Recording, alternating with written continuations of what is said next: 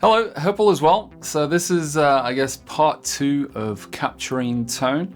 So it's a series where I'm looking at doing neural amp modeling captures and trying to make the best possible capture of probably my favorite amp, which is my VHT Deliverance 60 from 2005. So as you might have seen in the first part, or if you haven't seen the first part, you can check it out up here. I'll link that above. And basically the troubles started, for me at least, in trying to get the levels right when doing the whole reamping procedure. And so I picked up a Palmer Trave reamp box, which is this passive reamp box, and it just worked off the get-go. And a huge thanks to Phil, or Pit Priss on YouTube, I'll link his channel below in the description as well, who gave me exact values to put in so that I send out the right level to the reamp box, and that goes out to the amp and then back into my interface. So if you're not really interested in this kind of nerdy stuff, feel free to just check out the actual captures themselves. I put them on Tonehunt and they're there for free, or if you like, you can also download them off my Ko-Fi page. And the only thing I'll ask, as these captures, they take quite a lot of time to do, is if you use them in, say, videos or things like that, if you could credit or at least link back to my channel or even this video, that would be much appreciated. Thanks.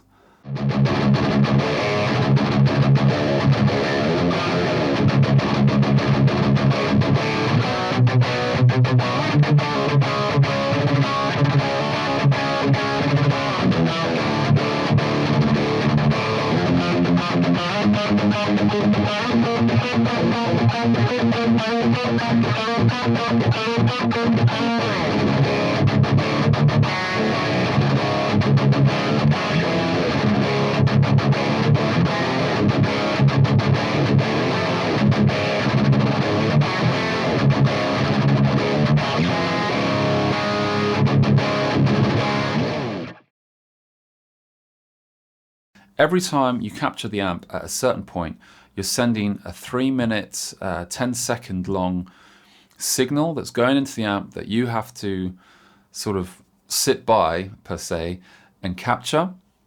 You don't have to listen to all the bleeps and blops, but you do have to sort of keep an eye on it and keep coming back and start the next capture process. And so depending on the amount of capture points that you decide to do, it can be quite a long process. And so in terms of captures, we're looking at 8 different captures. So 4 captures without a boost in front, and then 4 captures with the wonderful Lichtlaerm Ace boost that's set up in front. And one quick thing to note about the amp is that there are 2 gains, and that's what I noted in the descriptions of the files. So gain 1 is perhaps more the voicing of the actual gain, or how thick the gain is, or how dry you want it to be. And gain 2 is more saturation, if you will. So my sweet spot setting is with gain 1 around 4 and gain 2 around 6. And that way I can use a boost to get more into high gain territory, or I can pull back on the volume knob and I get into this either push clean kind of vibe or even quite a clean sort of setting.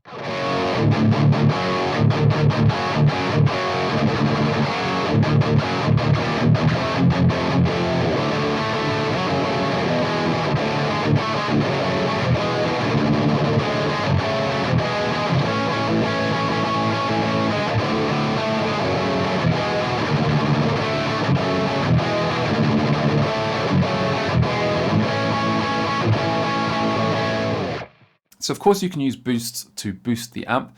I'm using NAM Universal here as it has a really nice pedal profiler section, so I can add NAM profiles of some really cool boost pedals.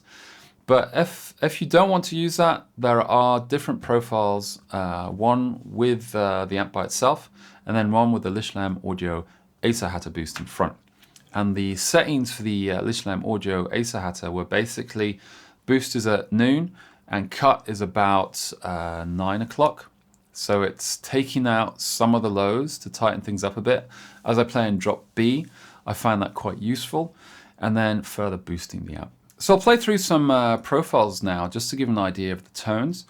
And in terms of IR, we're using the ML Sound Lab Damon 60 and the 57A IR from that pack. A huge thanks to Kai and ML Sound Lab again for sending me those to check out. I did a video on that as well. I'll link that up here. Shameless self-promotion, I know. But those IRs have basically become sort of my go-to for high gain tones.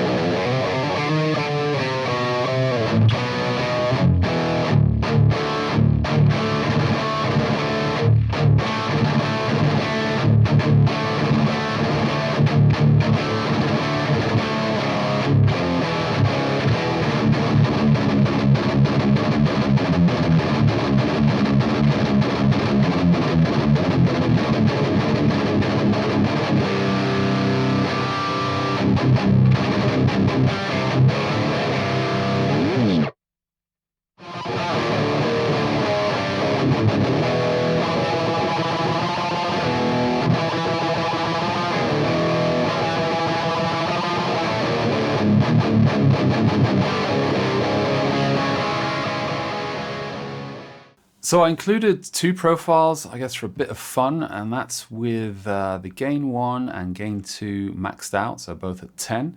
And that's, well, I'd never set the amp up that way, as I prefer to have sort of like a tighter kind of voicing in terms of gain, and then maybe a bit of saturation with there, and then boost that kind of sound. But I put that in there in case you want to use that, I think, for doomy sort of sounds, or even like that grind kind of sound, or this really filthy kind of tone. It can be a lot of fun.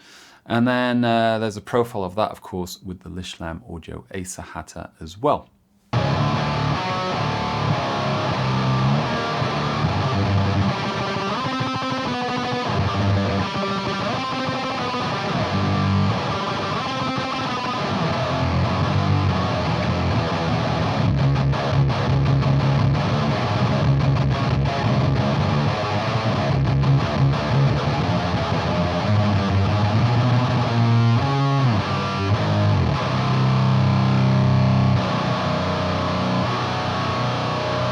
So the thing with this series, as I said at the start, was that I'm trying to get the best possible captures of my VHT amp. And I'm really pleased how these turned out. And the way I trained them, this is nerdy talk, was I used the local trainer. So that way I could batch train, i.e. I could put multiple captures within the same set, if that makes sense, and then train them while I leave the house, because each one, you know, I'm running them at 700 epochs to get a good quality. It takes maybe around 30 plus minutes, maybe more. So you can imagine having 8 of those, it takes a bit of time. And I'm really pleased with the results, because it really feels to me as if, you know, I'm plugging into that amp, you know, even though it's right there, and you know, I can turn it on, plug it in and play through it.